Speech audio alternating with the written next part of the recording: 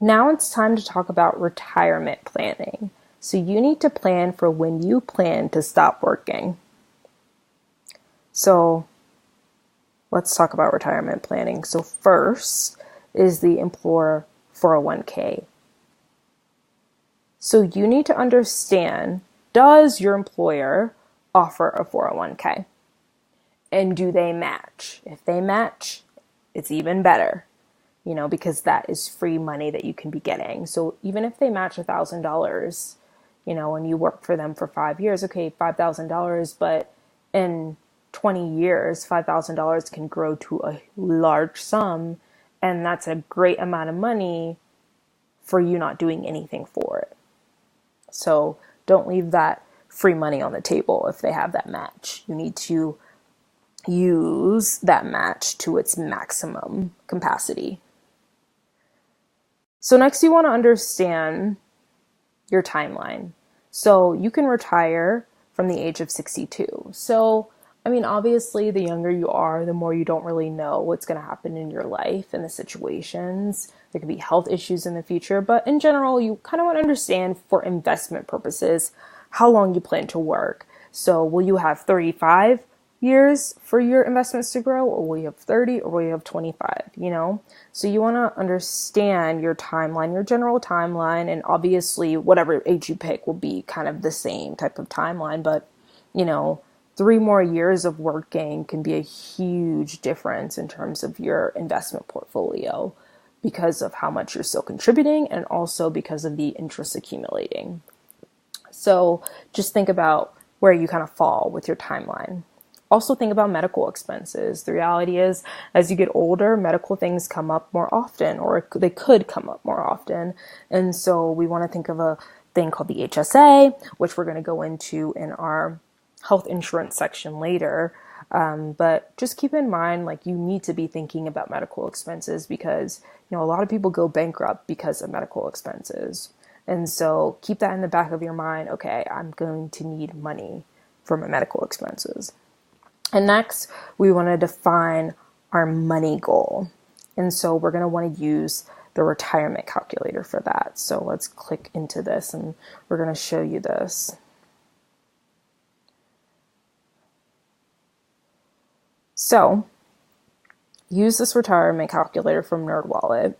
You can put in your age. So say, you're 35 years old. That's a good age. Your pre-tax income is 60 grand and you have a current savings of 30 grand. Cool, you're doing great. So you say that every month you're going to save $500. That's 10% of your monthly income. And then you'll see how much will you need to retire at 67. So they use kind of a standard of 67, but I think this is good because, 67 is a good age to get the maximum benefits all of the times in terms of your retirement money.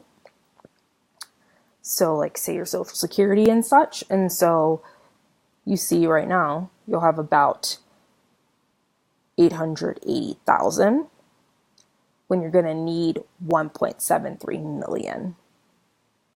So you're 51% to goal in this situation. And so you can see, if you change these inputs, so you say, okay, instead of doing just 10%, maybe I'm going to do 20%. So, oh gosh, now I'm 90% to my goal. Oh, great. Oh God, $1,000 a month. Might seem harsh, but and then say, okay, we just increase it by maybe about 150. Let's see if it gets us to our goal. Yes. Okay, let's see if we can lower it by $50 and see if we're still at our goal. Oh God, crud.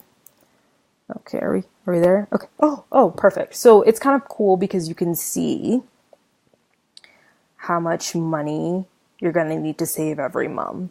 And obviously you can change inputs like this. Okay, well, if I'm making $8,000 a year,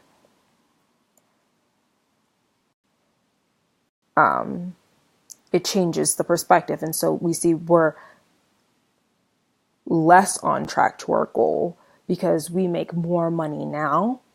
And so they're assuming that we need to make more money in the future to maintain our lifestyle. So just use this kind of as a general guideline to how much money you should be saving for your retirement. Because it could be, okay, you can live on 50 grand a year, say. You could say, oh, when I'm, 67, I can live on 50 grand a year. So keep that in the back of your mind when you're looking at this score. And then they tell you the methodology here and how to use the calculator. So I think this is just a really cool general tool to use. It's not, the end all be all, but it's a nice general idea of what you need to be doing and how much you should be saving every month. Okay, beautiful. So just want to go back in presenter mode. Okay.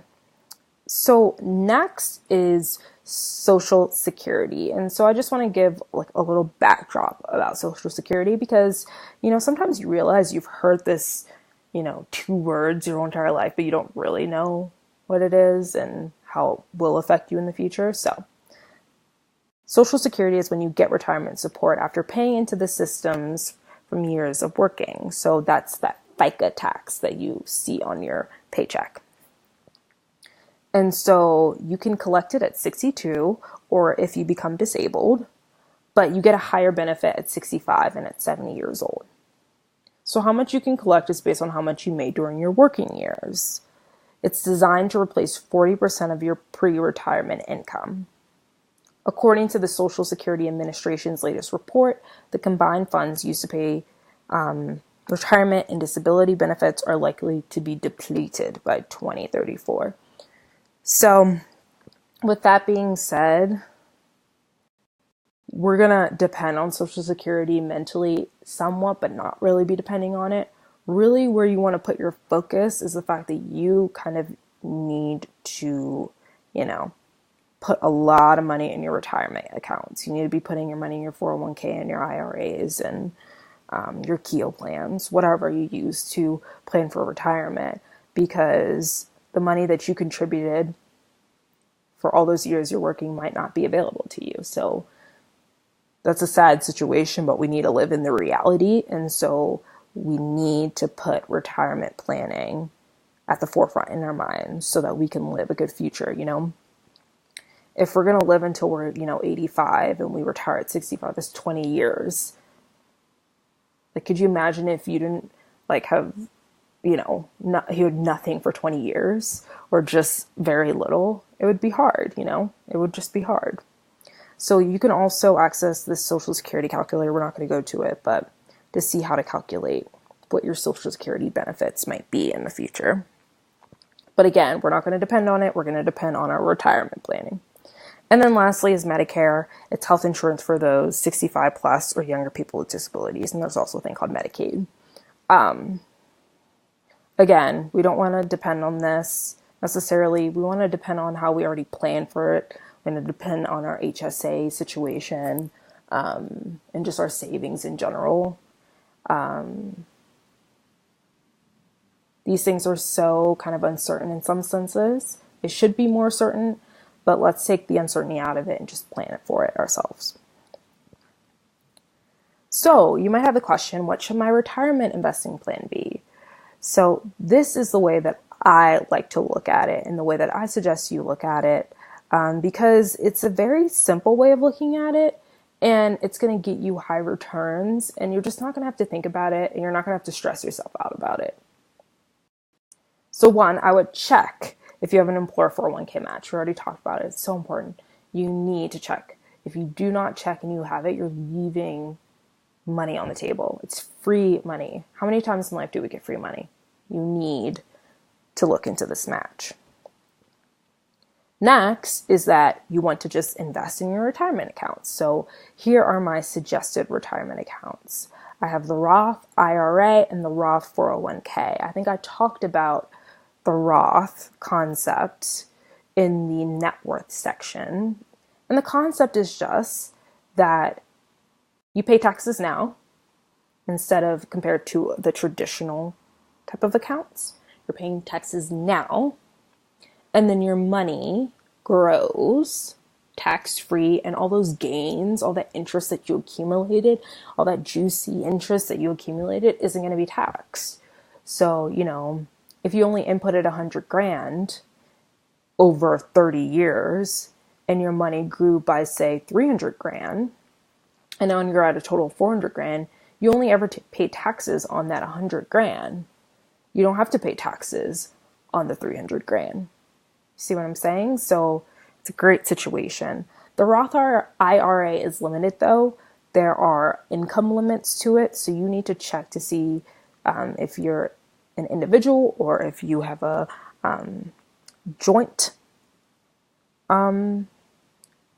tax situation.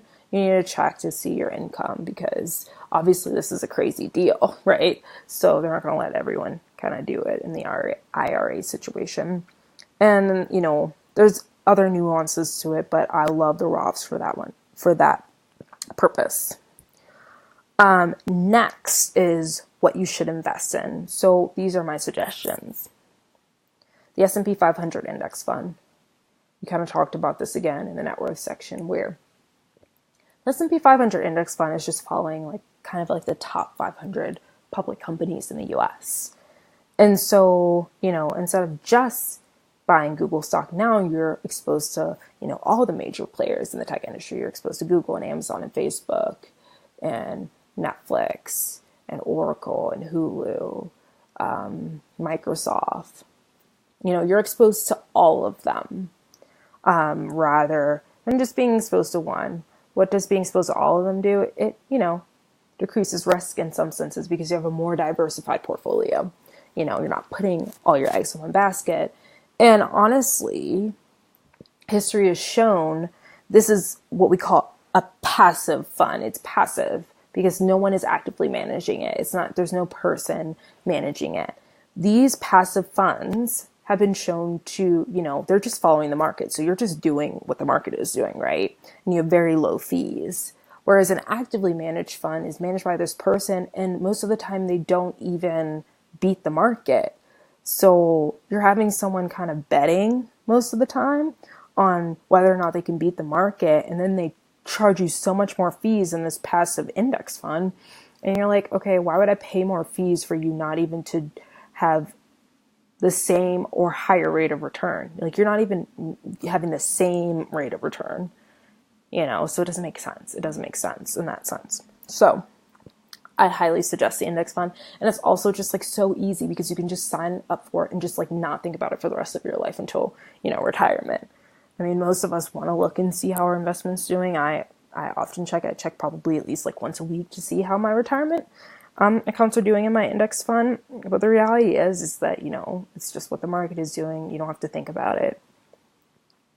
Next is the REIT ETF, and we talked about REITs in the assets section. So if you want to refresh or go back to that section. Again,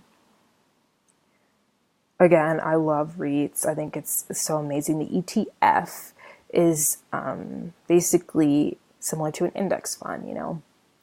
It's following a bunch of real estate companies. And so you get this diversified portfolio where, you know, you have residential and you have commercial, you might have senior homes, you know, assisted living homes, right? You have a diversified portfolio in real estate where it's not just like, oh, I have just a rental property. And the returns for REITs are super high. You know, you could be having a 12% return before inflation.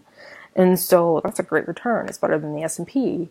And so it's a great way to be exposed to real estate without like really like taking a lot of obvious risks with like buying a individual property and trying to make it a rental property and doing this learning curve of trying to understand how to manage a rental property and stuff like that. If you just want to kind of like a low stress way to be exposed to the real estate industry, this is a great way. And next is bonds. And we talked about bonds, that 5 to 6% return. Bonds are cool because they're really kind of a safe investment. And so you have trust in the US government to some extent, right? We laugh to ourselves. But you have trust that they're going to pay you back your money. I have trust in that. And so if you want a safe investment for a pretty great return, bonds are a good way to